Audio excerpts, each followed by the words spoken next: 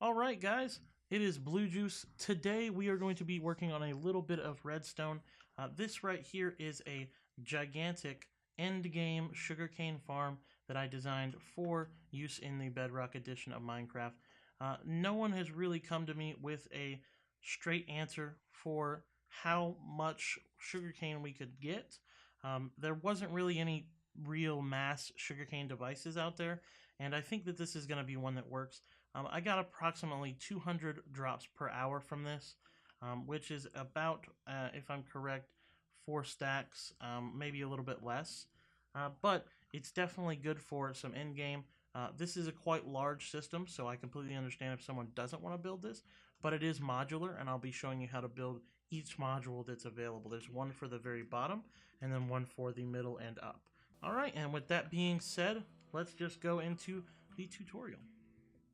Okay, so we're going to start out by making a 4 high little pillar and then knocking out the bottom. So that way we have enough space for our little drop chute. So we're going to make a 4x4 square, so that's 4, and then 4, and then 4, and then we're going to close it right up. So that way we have 2x2 circle.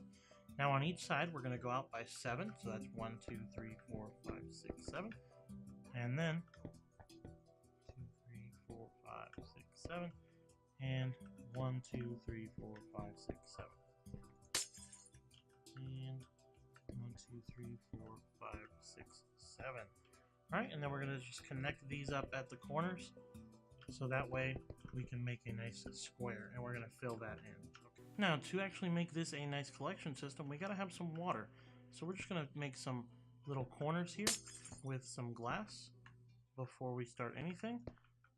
And that will be where we place our water sources in the corners, so that way that there's no problems there whenever we're trying to get. Oh, there we go.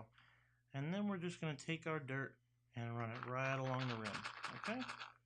This is going to be where our sugarcane goes in the beginning as well. So that's why we're going to use dirt for the rim, and it will actually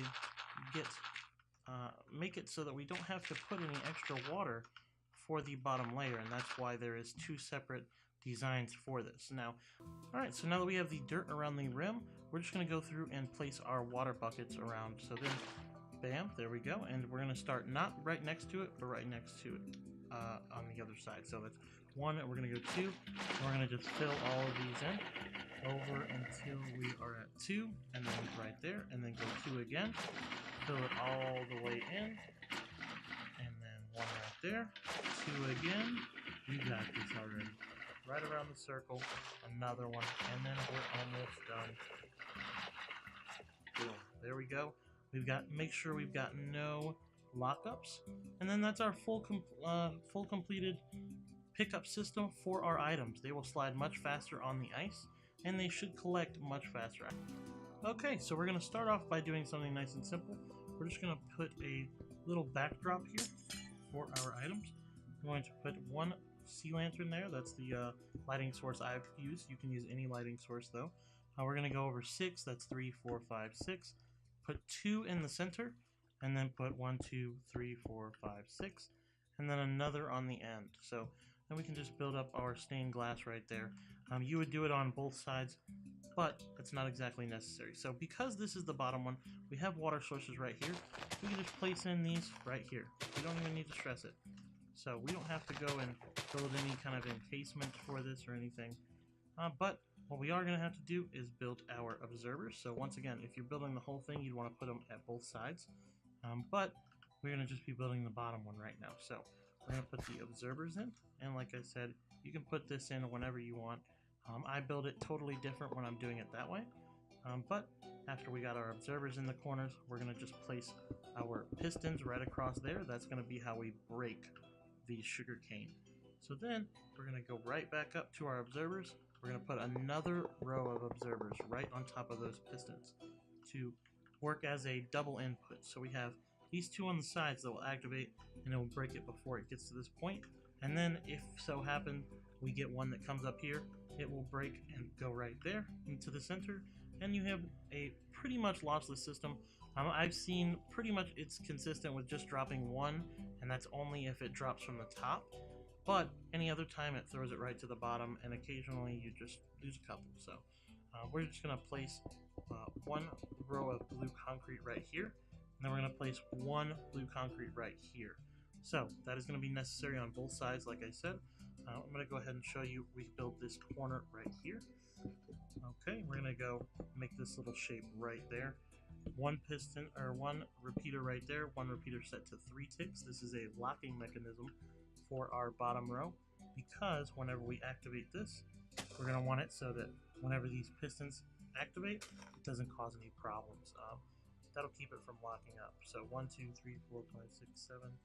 Ooh, there we go. There we go. And we're going to want to do the same thing on this side. And let me just show you how you're going to want to build this in the actual cycle whenever you're building it as a total device.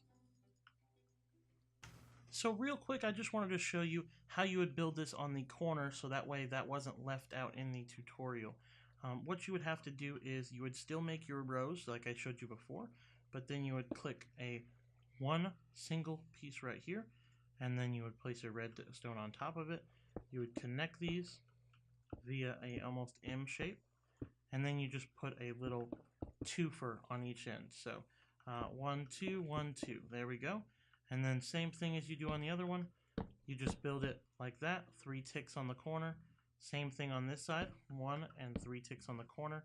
And then what will happen is this corner will actually activate both sides. So then you have a combined effort to actually activate all of this.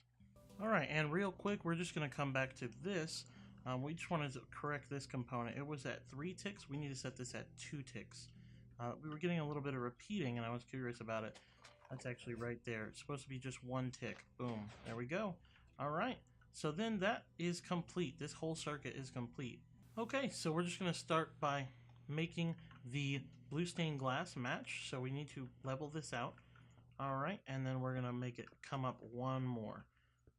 And then, guess what? Right down here, we're going to pick up a piece of dirt, and you just make another connection. Why not use sand? Because sand is going to be hard to work with.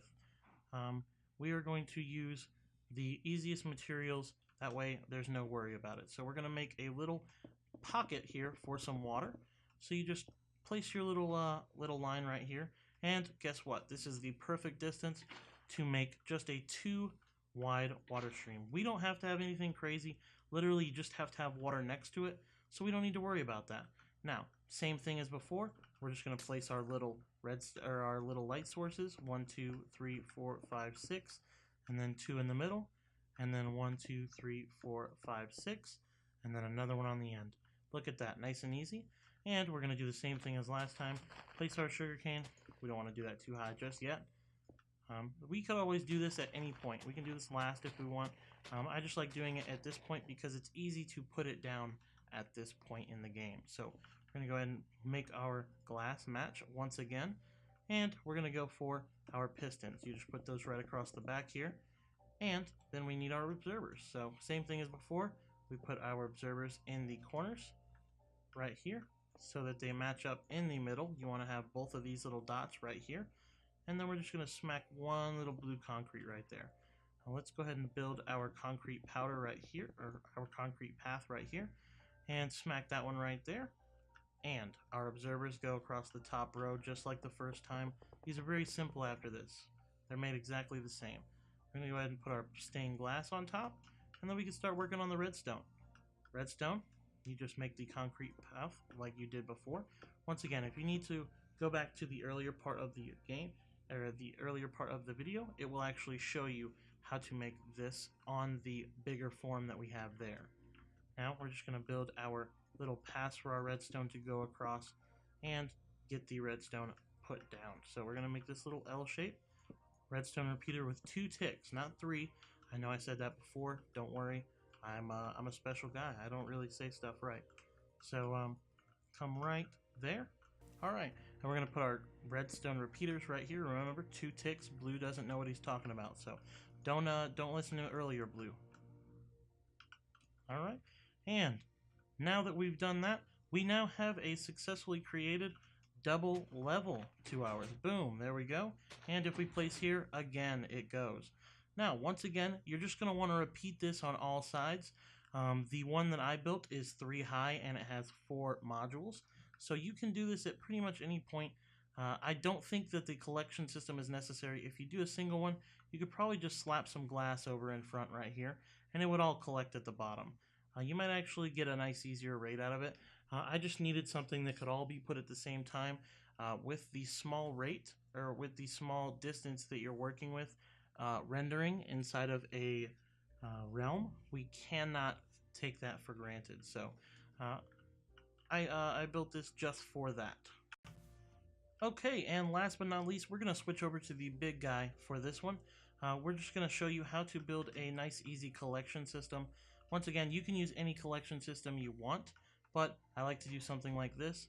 We just place a little corner of glass. Look at that; they're already coming in. Look how much sugar cane's coming out of there. So we're just going to get a chest out of our piece. I don't know why we didn't have that in our inventory already. Sheesh. And then a nice hopper. Ooh, hoper. We don't have hopers in this game. But we do have hoppers. So we're going to place our chest right there. And we're going to have our hoppers go right into that. So boom, boom, boom, boom. And then same as before, we just close up our glass. And look at that. That's going to go right into our collection system. And because it's glass, we can put it right there.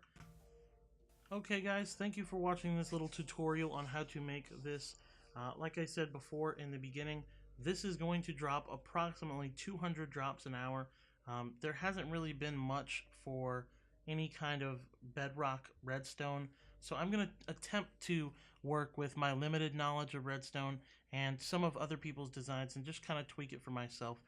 If you do know who made these original designs, they're obviously based off of some other designs that I've found. I just can't find the original person, so I didn't want to credit someone that didn't really deserve it. So if you do find it, feel free to contact me. Drop it in the comments down below, and I will definitely correct that.